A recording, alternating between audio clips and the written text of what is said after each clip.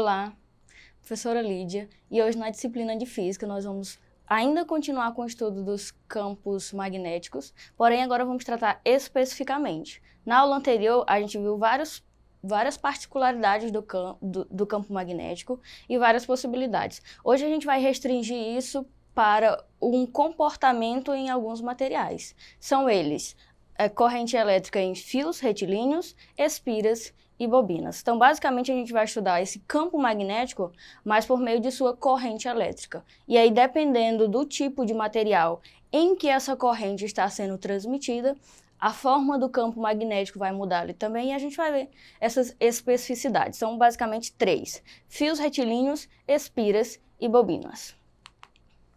Vamos iniciar. O primeiro que vamos ver são os fios retilíneos. E aí é muito interessante você compreender o sentido do deslocamento da corrente elétrica, porque a corrente elétrica ela se propaga num fio ou em um material condutor de eletricidade. No momento em que você visualiza esse fio ou esse material que está conduzindo, você consegue saber que a corrente elétrica ela está presente nesse material, inclusive o sentido dela. Só que o campo magnético não necessariamente, porque o campo magnético ele é invisível. E aí você consegue ver o fio em que sobre ele está percorrida a corrente elétrica, mas você não consegue ver o campo magnético. Então a gente vai ver agora como que esse campo magnético ele ocorre ou ele está presente em um fio, qual é a sua direção, qual é o sentido do campo, para que você, a partir de uma corrente elétrica ou de um material condutor, consiga entender também a presença dos campos magnéticos, mesmo que não dê para visualizar. E aí nós temos regras, você precisa entender a regra em cada material. Então, o primeiro é os fios retilíneos, ou o fio retilíneo. Como que se dá a presença desse campo magnético? Então, aí a gente vai utilizar uma regra chamada de regra da mão direita. Como que funciona essa regra? Quando um fio retilíneo é percorrido por uma corrente elétrica, lembrando que a corrente elétrica é representada pelo I minúsculo, ele gera ao seu redor um campo magnético, cujas linhas do campo são circunferências concêntricas pertencentes ao plano perpendicular ao fio com um centro comum em um ponto dele. O que seria isso? Aí eu preciso que você olhe aqui para minha mão agora. A regra da mão direita ela diz o seguinte: esse dedo polegar ele representa o fio condutor e a direção em que a corrente elétrica percorre. E os dedos eles serão a direção do campo magnético. Então, se o fio ele se desloca nesse sentido, ou se o fio está nesse sentido, você sabe que a corrente elétrica ela se dá nesse sentido. E a regra da mão direita, ela acontece dessa forma. Então, eu sei que se tem um fio aqui, o campo magnético é em volta disso, segundo a regra da mão direita. Ela é concêntrica. E o que significa isso? Tem um centro comum. Então, eu tenho linhas, eu tenho circunferências em torno desse centro comum. E o que seria esse centro comum? O fio condutor por onde a corrente percorre. Então, o dedo polegar aqui é a corrente elétrica, e em torno dela tem o campo, através dessas circunferências representado aqui pelos dedos. Essa é a regra da mão direita. Observa a imagem, que fica fácil também de compreender a partir dela. Então, você observa ali que mostra mesmo a corrente, representado pela seta e a letra I. E aí, em torno dela, a gente tem várias circunferências concêntricas, ou seja, com o centro sendo esse fio ou esse material condutor aí da corrente elétrica. Essa é a regra para o campo magnético em fios retilíneos. Isso pode ser calculado e quando a gente quiser calcular a intensidade desse campo, a gente utiliza essa equação aqui, ó. B é igual a μ vezes I dividido por 2πr. O que seria esse μ? Esse μ ele é a grandeza física chamada de permeabilidade magnética do meio. E a sua unidade é Tesla vezes metro dividido por ampere. Essa permeabilidade magnética ela tem um valor para o vácuo. Ou seja, se é percorrido no vácuo, já tem um valor, esse valor constante de 4π vezes 10 elevado a menos 7 Tesla vezes metro por ampere. Então, esse valor, se for no vácuo, já sabe que você utiliza esse valor aí, é uma constante. Se for em outros meios, materiais, essa permeabilidade, vai mudar. Tendo em vista que a permeabilidade ela é do meio. Então, depende de onde que esse campo aí está presente, o meio em que ele está presente. Aí você utiliza essa equação aí para fios retilíneos. Vamos para o segundo. A ideia é a mesma, continuamos com campos magnéticos, com presença de corrente elétrica, que são cargas se deslocando ali. Agora, o que muda é a forma desse material condutor. Agora não temos simplesmente um fio retilíneo. A gente tem uma outra disposição para esse material em que está conduzindo a corrente elétrica. Então, vamos analisar para as espiras. Quando ligamos as extremidades ou pontas de um fio condutor, temos uma espira. De forma geral, a espira é sempre representada por uma figura plana e aí tem algumas possibilidades. Pode ser retângulo, triângulo, elipse e um círculo. No caso de espira circular, o campo magnético associado a ela apresenta as seguintes características no centro. Direção perpendicular ao plano da espira. Então, como que você entende aí? Vamos pegar o que já aprendemos nos fios retilíneos. Você tem essa mesma concepção, é a mesma regra da mão direita, só que digamos que você pega as duas extremidades do fio e aproxima elas. Então você tem as duas extremidades, o ponto de saída e de entrada dessa corrente no circuito, e a figura em que vai se formar ali vai gerar a espira. Lembrando que a espira não necessariamente ela é circular. Pode ter outras formas como triângulo, retângulo e entre outros. Porém, o exemplo que eu trouxe é de uma espira circular. E a regra em que se utiliza é a mesma regra da mão direita. A gente continua ainda com material concêntrico e continua com essa propagação do campo perpendicular à corrente elétrica. Lembrando que você tem um ponto de saída, observa a figura, você tem um ponto de saída dessa corrente e o ponto de entrada representado pelas setas. E a partir dali eu tenho círculos ao longo dessa espira.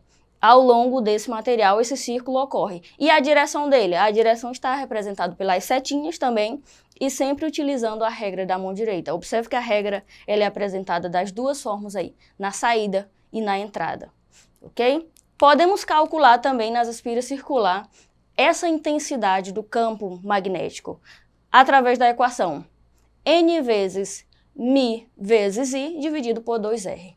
Quem seria esse N? É o número da espira. Se a gente numa espira só tem uma volta ali, esse N é 1. Pode ter mais, e aí quando tiver mais é um caso que a gente vai ver mais na frente.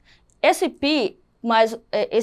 μ, mais uma vez, é a permeabilidade magnética, e lembrando que quando for no vácuo, ela tem o mesmo valor que eu já apresentei para vocês.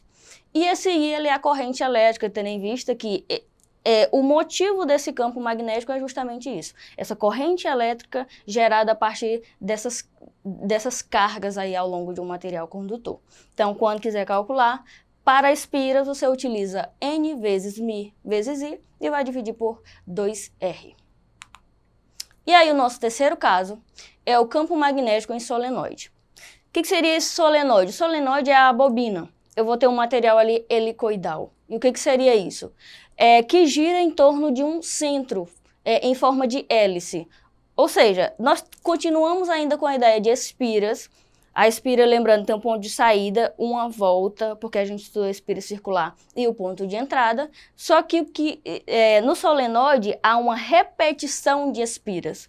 E a gente tem várias voltas geradas ao longo dessa espira. É o que vamos chamar de bobina. Para quem não tem familiaridade com bobina, lembra aí de um amortecedor de uma moto, por exemplo. É algo parecido. Ali é um solenoide, um material que faz várias voltas, ou seja, que tem nele presente várias espiras. E aí tem algumas particularidades também quando for nesse formato. Então, primeiro no interior do solenoide, consideramos o campo magnético como sendo uniforme. Não esquece essa palavra aí, já que no interior ele é uniforme. E as linhas de indução são paralelas entre si. Isso é particular sempre que essa corrente elétrica percorrer um solenoide ou uma espira. O campo magnético ele vai se comportar dessa forma. Uniforme no centro e paralelo. Quanto mais comprido for o solenoide, mais uniforme será o campo magnético interno e mais fraco o campo magnético externo. Então, isso é uma particularidade. Você observa o seguinte, a grandeza física comprimento interfere diretamente na intensidade do campo magnético. E é importante você entender também que a intensidade do campo magnético fora é muito maior do que a intensidade do campo... a intensidade do campo magnético dentro é muito maior do que a intensidade do campo magnético fora, sendo interferida diretamente pela grandeza comprimento. Observa no desenho aí, temos a presença desse solenoide, que são esse conjunto de espiras, e a direção das linhas do campo magnético obedece à mesma direção se a gente tem somente uma espira. O que muda agora é que tem uma repetição, tem várias espiras, e aí esse comportamento também se dá de forma repetitiva, sendo uniforme e paralelo dentro e com uma intensidade bem menor fora do solenoide. E aí também pode ser calculado a intensidade do campo através da equação μ, N dividido por L vezes I. O B é a intensidade do campo, o μ, mais uma vez, é a permeabilidade magnética, que já foi apresentado nos fios retilíneos. E observe que tem um N dividido por L ali. Quem que é esse N dividido por L? Ele representa o número de espira por unidade de comprimento. E aí, quanto maior esse comprimento, também menor a intensidade do campo magnético fora. Vamos ver alguns exemplos agora para que vocês entendam melhor. A primeira questão diz: o campo magnético de um fio longo e reto, alinhado na direção norte-sul, percorrido por uma corrente elétrica constante, e aí ele quer que a gente afirme a opção A, B ou C em relação a esse fio longo. Opção A: altera a direção da agulha de uma bússola colocada em suas proximidades? É alterado pela presença de um campo elétrico constante? Letra C: tem intensidade diretamente proporcional à distância do fio? Letra D: é induzido pela variação da corrente? E E: é em cada ponto de suas proximidades paralelo ao fio? Baseado no que foi dito ao longo da aula, o que a gente entende? Que altera a direção da bússola colocada próxima. Isso porque, se a gente tem um fio e a partir dele tem a condução de uma corrente elétrica, a gente viu que em torno dele tem um campo magnético. Se você aproxima a bússola, na agulha da bússola eu tenho que a agulha dela é imantada, ou seja, ela é magnetizada. E aí quando você aproxima, a agulha vai perceber a presença desse campo magnético. Então, vai ser alterado ali a agulha da bússola. E aí a questão 2 diz assim: assinale a opção correta. Eu tenho 3 proposições. A primeira é: uma agulha imantada pode ser atraída por um fio próximo a ela, no qual passa uma corrente elétrica. Segunda opção: os polos magnéticos de mesmo nome em 2 ímãs distintos se repelem. A 3, corrente elétrica em um fio gera um campo magnético no espaço ao seu redor. E aí as opções A, B, C, D e E tem várias possibilidades de combinação para você dizer qual dessas 3 opções é correta ou não. Então vamos analisar mais uma vez cada uma. Uma agulha imantada pode ser atraída por um fio próximo a ela no que passa a corrente. Vamos imaginar o seguinte: se essa agulha está imantada, quer dizer que ela está magnetizada. E se você aproxima ela de um fio na qual passa a corrente, ela vai perceber a presença desse campo magnético ali, pode ser atraída ou pode ser repelida, então é uma opção verdadeira. A 2. Os polos magnéticos de mesmo nome dos ímãs distintos se repelem. Pode ser norte-norte ou sul e sul, que a gente tem essas 2 possibilidades. E aí a regra é: iguais se repelem e diferentes se atraem. Então a opção também é correta. E a terceira, correntes elétricas em fios geram campo magnético no espaço ao seu redor. Isso a gente viu ao longo de toda a aula. Não importa a forma do fio, se é um fio retilíneo, se é uma espira ou se é um solenoide. O fato é que se tem corrente elétrica, tem a presença de um campo magnético. Então o que a gente pode concluir é que as 3 opções são opções verdadeiras. E aí a opção em que as 3 afirmativas são verdadeiras é a opção A. As 3 afirmativas estão corretas. Então, pessoal, foi isso. Não esquece que sempre que tem presença de corrente elétrica, ou seja, carga se deslocando em um material condutor, há um campo elétrico em torno desse material e aí a sua forma depende da forma também que se apresenta esse material condutor, ok?